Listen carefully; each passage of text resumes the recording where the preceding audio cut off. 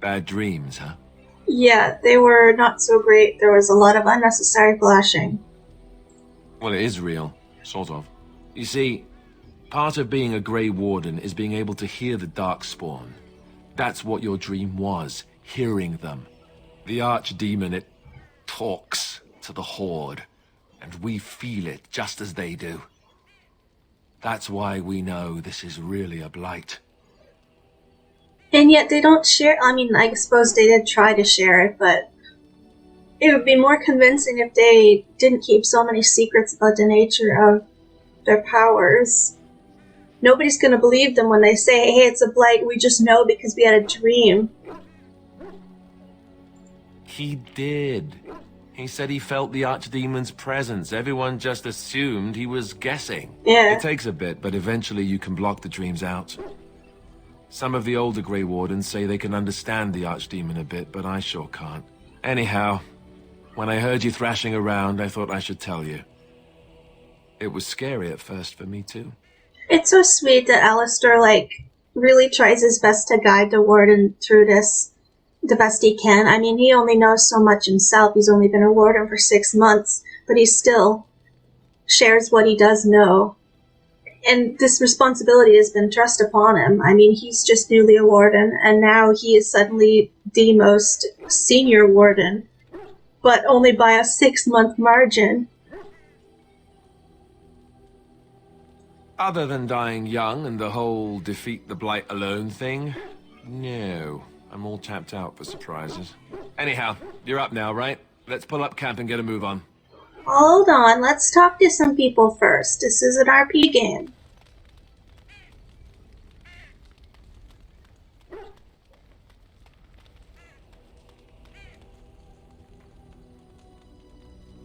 Yes? Well, here I am. I knew this would come up sooner or later. I don't know how to explain, but I had a dream. In it, there was an impenetrable darkness. It was so dense, so real. And there was a noise, a terrible, ungodly noise. I stood on a peak and watched as the darkness consumed everything. And when the storm swallowed the last of the sun's light, I fell, and the darkness drew me in. When I woke, I went to the Chantry's gardens, as I always do. But that day, the rosebush in the corner had flowered. Everyone knew that bush was dead. It was grey and twisted and gnarled, the ugliest thing you ever saw. But there it was, a single beautiful rose. It was as though the Maker stretched out his hand to say, even in the midst of this darkness, there is hope and beauty. Have faith. And then Alistair picks the rose. It's not your life but mine that he guides. There are so many good things in the Maker's world. How can I sit by while the Blight devours everything?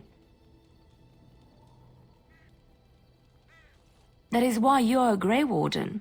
Come, there's a Blight to stop. Yes?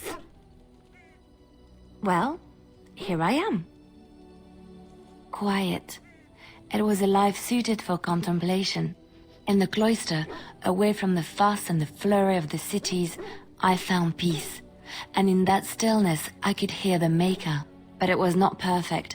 Some of my Chantry fellows were condescending. That is the nature of religious folk, I suppose. Yeah. When I talked about my beliefs, that the Maker reveals himself in the beauty of his world, they treated me with disdain. They want to believe that he's gone, so that when he turns his gaze on them, it means they are special, chosen. He cannot possibly have love for all, the sick and the weary, the beggars and the fools. And this goes directly against the actual Chantolite that talks about things like charity and helping the needy. The Chantry as an organization is just so corrupt, and they're so hypocritical.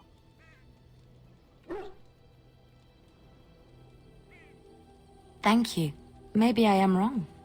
But it is the Maker's place to decide if I am worthy, not men, not the Chantry. But there is work to be done, and I have talked enough for now.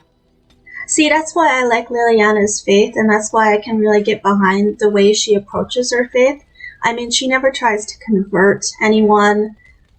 She never tries to assert her beliefs over someone else's. She's just really confident in her own interpretation of her faith. And it's that interpretation that I like more than the Chantry's general authority on it, because she really focuses in on that helping people aspect, which is, I think, what Andraste would have wanted. Why are we stopping? Because we need to sleep. There are darkspawn to be fought. Is this delay needful? I am Kunari. I have given my word to aid you. We are not people of idle promises. No. People are not simple. They cannot be summarized for easy reference in the manner of, the elves are a lithe, pointy-eared people who excel at poverty. Oh my god, Sten. You are concerned. No need. I am fit enough to fight. I am.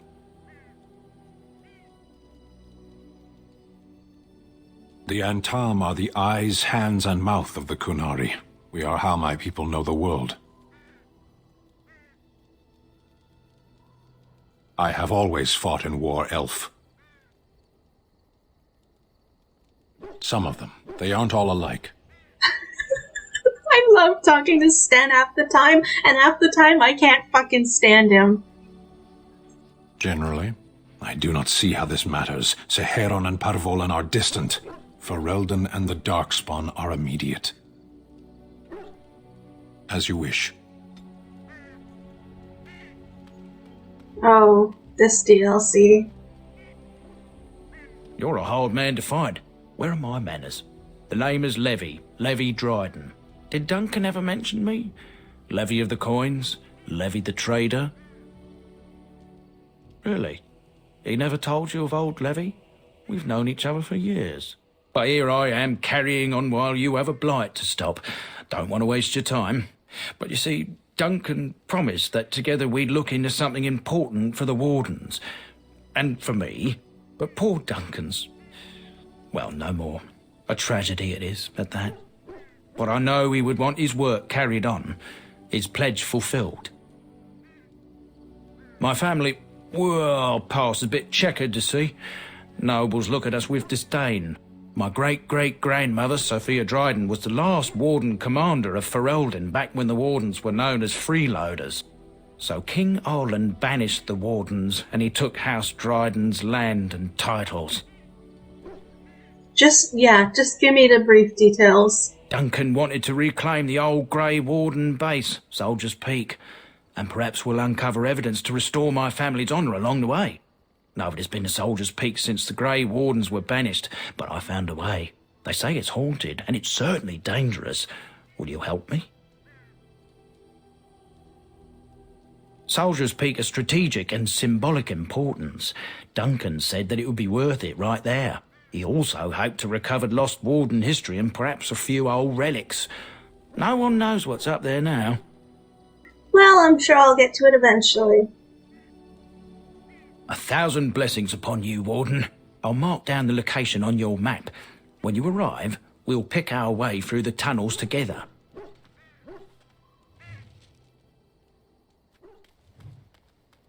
Ah, it's good to see you, my timely rescuer.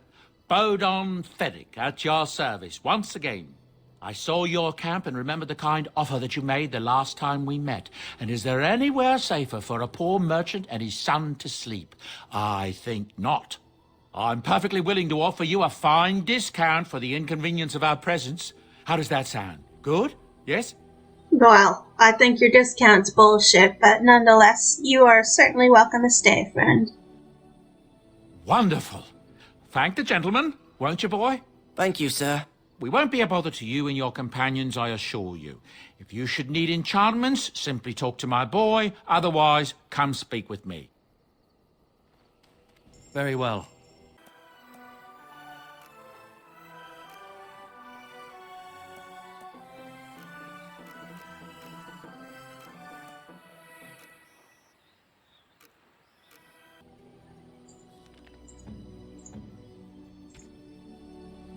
Oh no, she can't use it yet.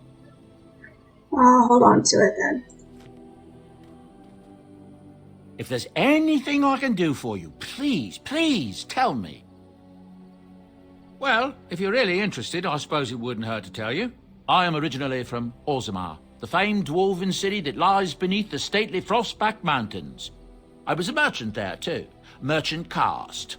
These things are in the blood, you know. You can't just leave them behind. I ran a fairly successful business. Rare artifacts, you know. Old things, grand things. The nobles loved them. Reminded them of the lost glory days, I suppose. One day, a noble woman came to my store. She looked around for a bit and then started shrieking in dismay. Apparently, she believed that a pair of braces I had for sale once belonged to her brother. He'd been lost in a cave-in, you see, while on an expedition to clear out the Darkspawn from one of the tunnels running close to the city. They were made specially for him. They're unique, she shrieked. He stole them from my poor brother's corpse. She had me arrested on the spot, of course. Nobles, they're touchy like that. But what was the crime? Is it a crime to go into the deep roads and recover things?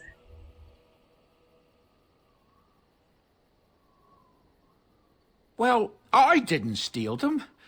You see, I'd been paying these castless thugs to venture out into the deep roads for me. The lost tigers, they're full of things that people left behind. Sometimes you can find a treasure, something worth a little gold. The noblewoman, she wasn't too happy with the theft of her brother's braces. I don't know what they planned for me, and I didn't want to find out. Bribed the guard that was watching me and took off for the surface first opportunity I got. Never looked back. Yes, here I am. Now, is there anything the boy or I can get you? Ah, yes. I'm married to a fine woman back in Denerim, it's true. She'd give me a son if she could, but that's not likely to ever be. Sandal here. I found him in the deep roads years ago. Abandoned, I think, and he was never quite right in the head. I took him in, and I brought him with me when I came here to the surface. He may not be my blood, true, but I think of him as one. We left Orzammar. That's right, boy. Maybe one day we'll see it again. That's how I've always felt. As long as he's happy, so am I. It's not as if I don't benefit, mind you. Turns out the boy's a natural working with enchantments. He might have even been lyrium-addled. I never thought of that before, to be honest. Happens sometimes. He can work an enchantment into just about anything, however, given some time. Could probably open his own shop, if he knew how. Enchantment. Well, he does seem to enjoy it, at least. Look, we don't rob people, all right? We don't take things from people that need them. The things in the lost tigers, what good did they do lying there? I brought them back to Orzammar, where people could look at them and remember. It's not all that different up here. There are places long abandoned by the humans everywhere. Even more now with the Darkspawn coming. People flee from the Blight with good reason, but they forget things. Things with value and meaning. They leave them behind because they're frightened and desperate.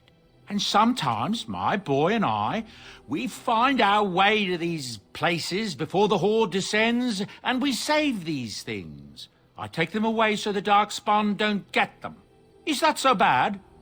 They destroy everything they touch. It's kind of akin to grave robbing. No, of course not. And when it ends, I will go back to finding ruins, or move on. I don't really have much of a choice.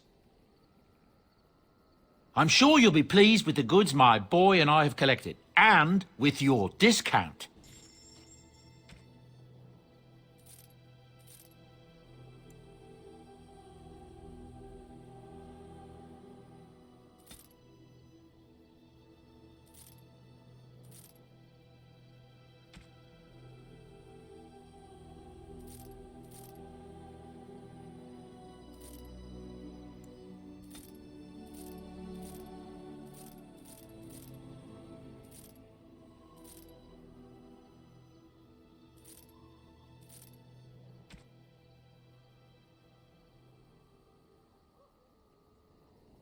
Yes.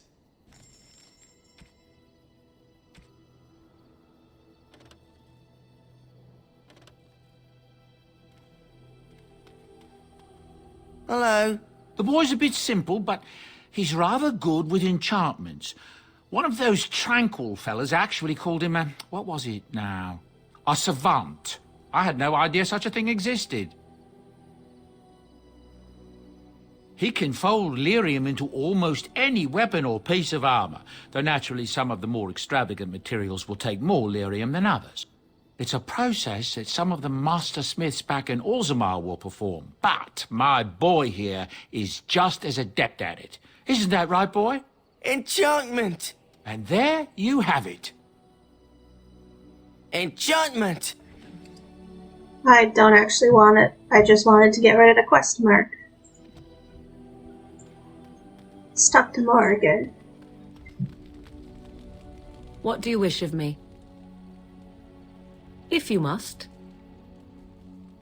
I was not born such. 'Tis a skill of Flemeth's, taught over many years in the wilds. The chastened have tales of we witches, saying that we assume the forms of creatures to watch them from hiding. When a child is alone and separate from his tribe, that is when we strike, dragging the young boy kicking and screaming to our lair to be devoured. A most amusing legend. Changing her form, certainly. Devouring lost children, I cannot say. She has not done it in my experience, though in truth my lifespan is but a fraction of her own. Why do you ask? Is there something specific you wish to know? Anyone with sufficient will, but the act of transformation is a magical one. 'Tis a spell and thus requires a mage's talents. If you had a notion to learn such a skill for yourself, sadly, you must remain disappointed. There were nights when the wilds called to me, 'tis true. You look upon the world around you and you think you know it well. I have smelled it as a wolf, listened as a cat, prowled shadows that you never dreamed existed. But my life is as a human. I am under no illusions to the contrary.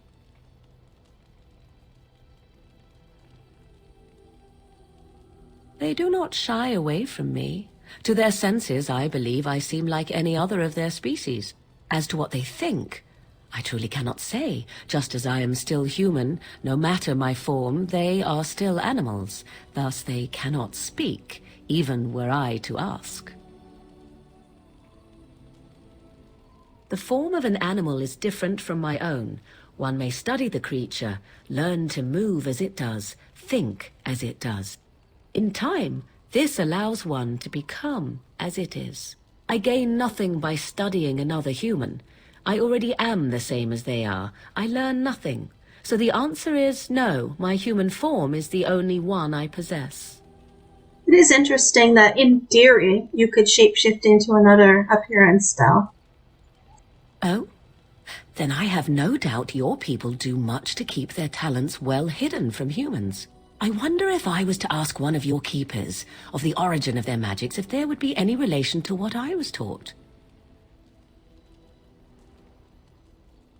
I may even ask my mother about it someday, though I doubt she would tell the truth of it even so. Such is her way. Indeed. Have you an opinion on my abilities, then? Am I an unnatural abomination to be put to the torch? Are you kidding? Shapeshifting is wicked cool. Oh, you're simply full of surprises, little man, aren't you? But enough Little of man. such talk. Let us proceed, lest the dust gather on us. Sorry, I just have a couple more questions. What do you wish of me? If you must. Why do you ask me such questions? I do not probe you for pointless information, do I? Oh, what luck. What is it you asked? If I grew up in the wilds? A curious question. Where else would you picture me? For many years it was simply Flemeth and I. The wilds and its creatures were more real to me than Flemeth's tales of the world of man. In time I grew curious. I left the wilds to explore what lay beyond, never for long. Brief forays into a civilized wilderness. For the most part, Flemeth taught me well. For all that I had been taught, however, the truth of the civilized lands proved to be overwhelming. I was unfamiliar with so much. So confident and bold was I, yet there was much that Flemeth could never have prepared me for. I rather doubt that. Only once was I accused of being a witch of the wilds, and that by a chastened who happened to be traveling with a merchant caravan. He pointed and gasped, and began shouting in his strange language, and most assumed he was casting some curse upon me.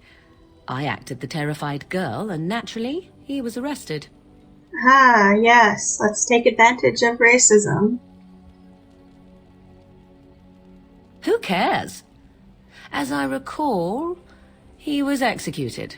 The point being that I was able to move through human lands fairly easily. Whatever humans think a witch of the wild looks like, 'tis not I. Not that I did not have trouble. There are things about human society which have always puzzled me, such as the touching. Why all the touching for a simple greeting? This hits different with the pandemic. To begin with, yes. What is the point of touching my hand? I find it an offensive intrusion. There were many nuances that Flemeth could never tell me of. When to look into another's eyes. How to eat at a table. How to bargain without offending. None of these things I knew. I still do not understand it all, truth be told, but then I gave up long ago any hope of doing so. When I returned to the wilds last, I swore to Flemeth that I had no intention of leaving again. For what it's worth, Morrigan, I feel the same way. Yes, here I am. Well, let's get on with it before the ground opens up and swallows us, yes? Should I butter her some more? What do you wish of me? If you must. You are very cute to ask so many questions.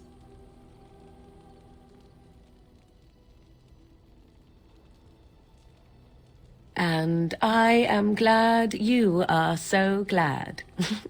My mother has been hunted from time to time, yes, by Templar fools like Alistair, which should tell you how successful they generally were. Flemeth made a bit of a game of it, in fact.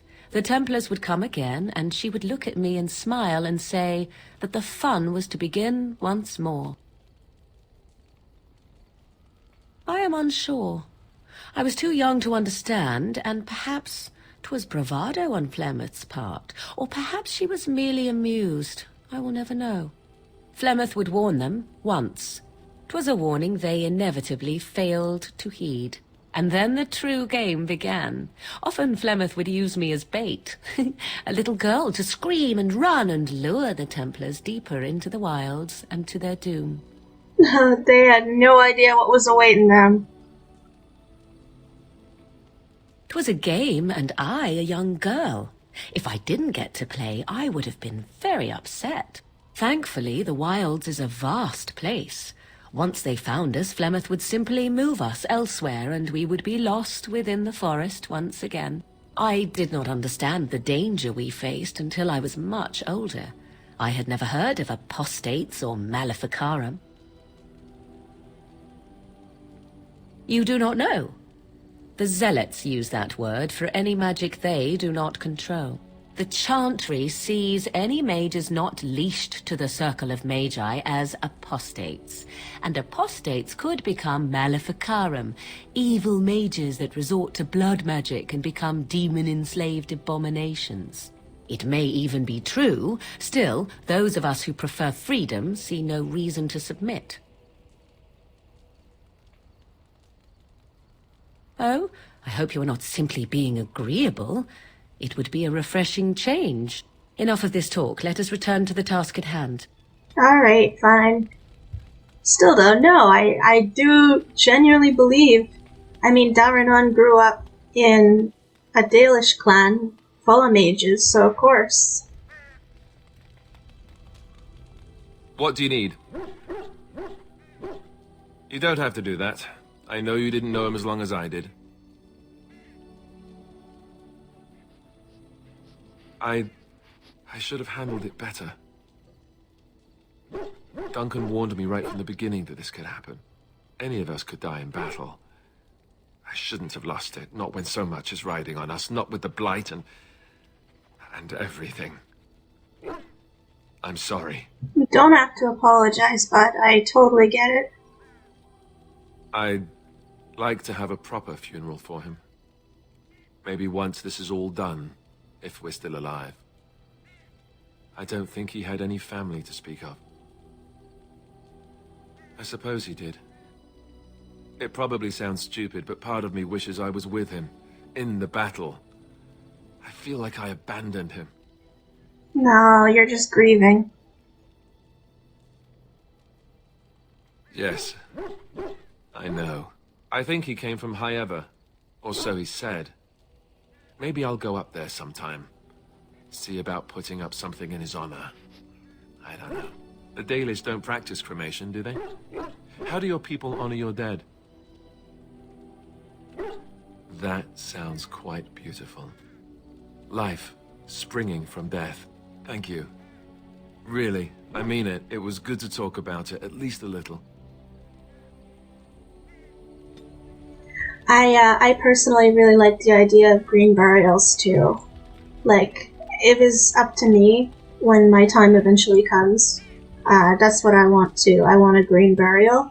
And these green burial parks, they're absolutely stunning. And they also act as nature preserves because, well, you're not supposed to dig up a burial ground. Of course, that's never stopped white people before. But, you know, when it's a quote-unquote official burial ground, maybe that'll give them more residency. The point being, though, is you get buried in a shroud of naturally decomposing material, and you get planted under a rock or a tree in a park or a garden somewhere open and in a natural environment. And your family can come and see you all the same. You can even have like an engraved stone if that's what you want, although some people who are into green burials would prefer not to have anything. Just like a natural marker of some kind without their name.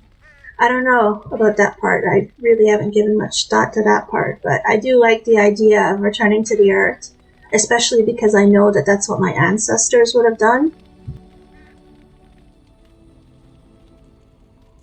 Well, I think that's enough talking for now.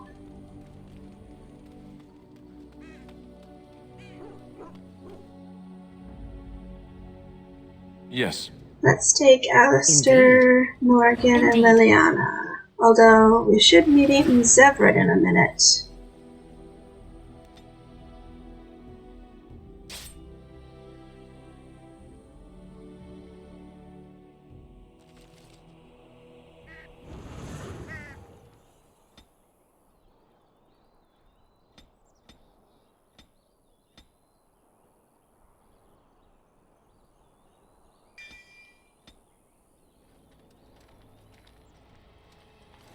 Yes, here he comes. We need help. They attacked the wagon. Please help us. Follow me. I'll take you to them.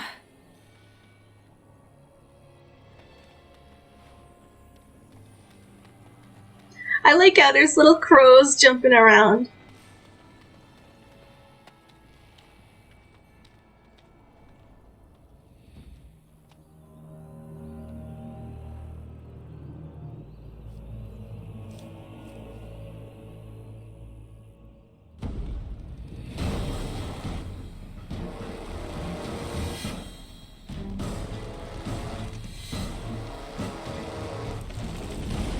The Grey Warden dies here!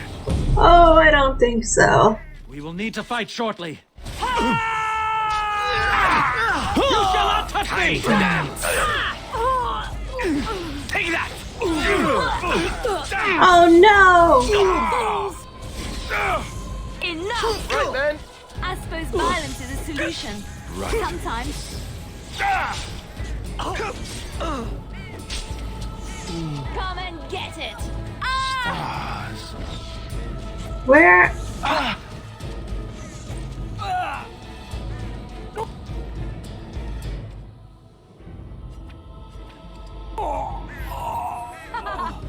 you Done. a funny one you are. All right. Hey, watch it! Trap right ahead. Damn it! Get up! You asked for it!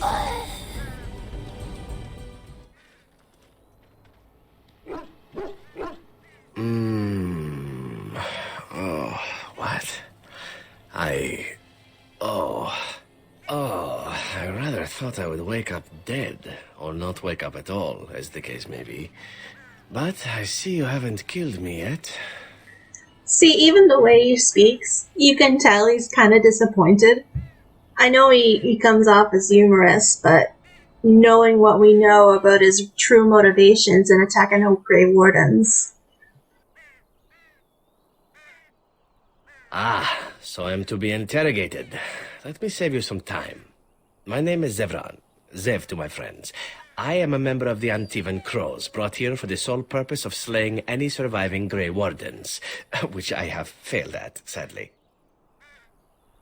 So would I be in your shoes. For me, however, it sets a rather poor precedent, doesn't it?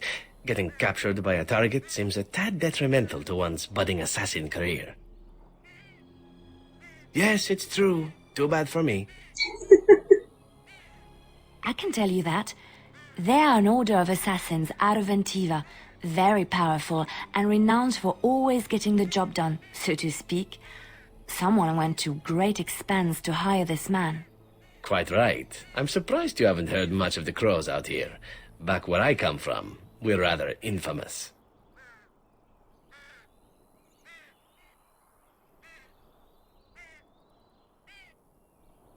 Not precisely. I was in the neighborhood when the offer came.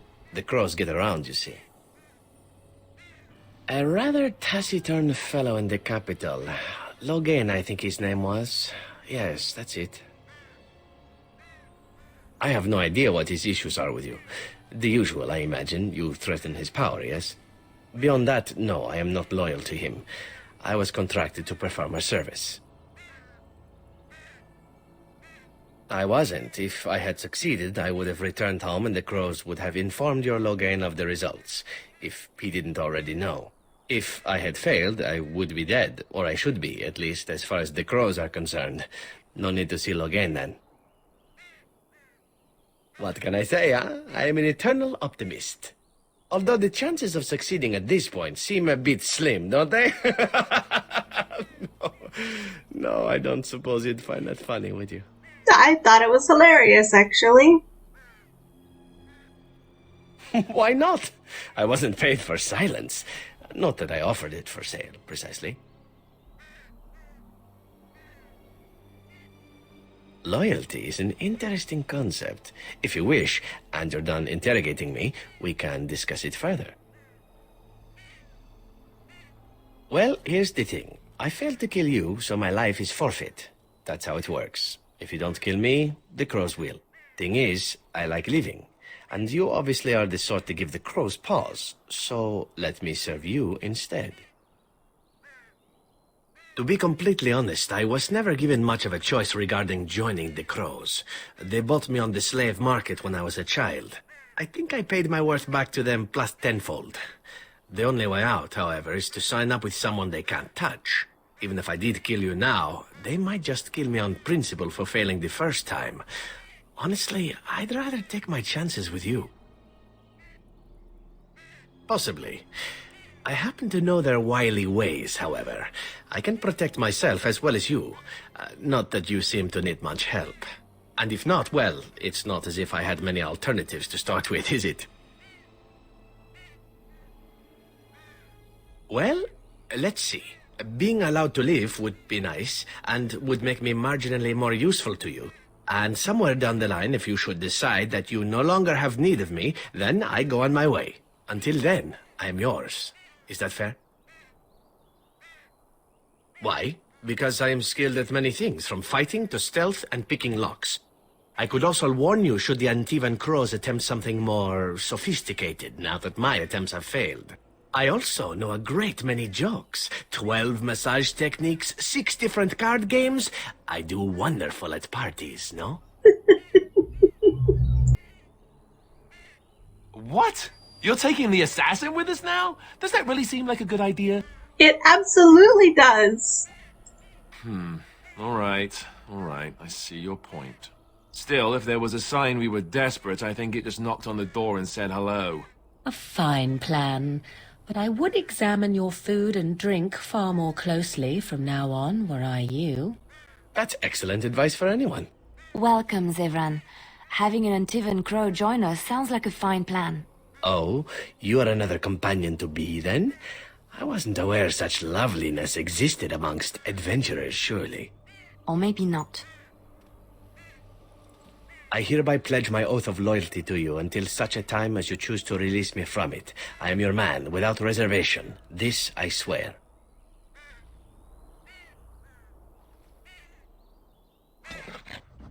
Let's add you to the Lost and party. damned, blood and damnation. Oh, blast it. Yes. Yes. Indeed.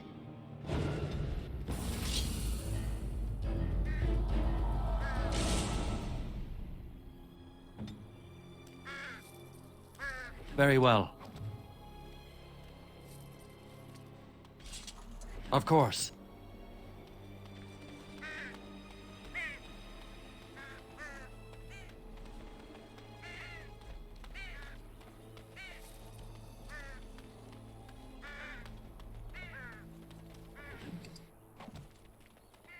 Very well.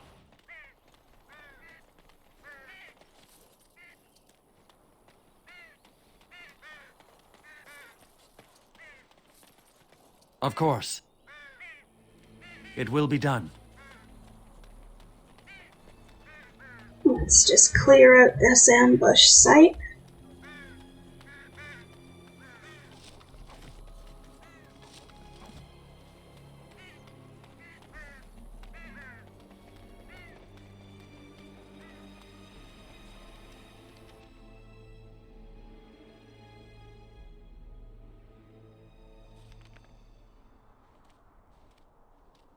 Look, can we talk for a moment? I need to tell you something. I, should probably have told you earlier. Well, let's see. How do I tell you this? We're almost at Redcliffe. Did I say how I know Al Eamon exactly? I'm a bastard. My mother was a serving girl at Redcliffe Castle, and she died when I was born.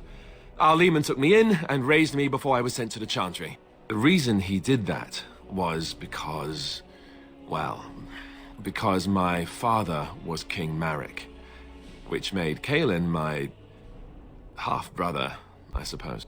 You suppose? Ha! Yes, I guess it does at that. I should use that line more often. I would have told you, but it never really meant anything to me. I was inconvenient, a possible threat to Kaelin's rule, and so they kept me secret. I'd never talked about it to anyone. Everyone who knew either resented me for it or they coddled me. Even Duncan kept me out of the fighting because of it. I didn't want you to know as long as possible. I'm sorry. I mean, I forgive you. Why wouldn't he? He was King Marek's best friend. I don't know if that means anything, though. I certainly never considered the idea that it might ever be important. Al Eamon eventually married a young woman from Orlais, despite all the problems it caused with the king so soon after the war. He loved her a great deal. Anyway, the new Arlessa resented the rumors which pegged me as the Arl's bastard. They weren't true, but of course they existed. The Arl didn't care, but she did. So off I was packed to the nearest monastery at age 10. Just as well. The Arlessa made sure the castle wasn't a home to me by that point. She despised me. I know it's easy to peg all the blame on Isolde for Alistair's childhood, but Eamon deserves all the blame as well. Maybe. She felt threatened by my presence. I can see that now. I can't say I blame her. She wondered if the rumors were true herself, I bet. I remember I had an amulet with Andraste's holy symbol on it. The only thing I had of my mother's. I was so furious at being sent away, I tore it off and threw it at the wall, and it shattered. Stupid, stupid thing to do. The Owl came by the monastery a few times to see how I was, but I was stubborn. I hated it there and blamed him for everything. And eventually, he just stopped coming. The sad thing about this amulet story is just so unlikely to actually be Fiona's. Not at all religious. I mean, quote-unquote, fuck the divine and all that.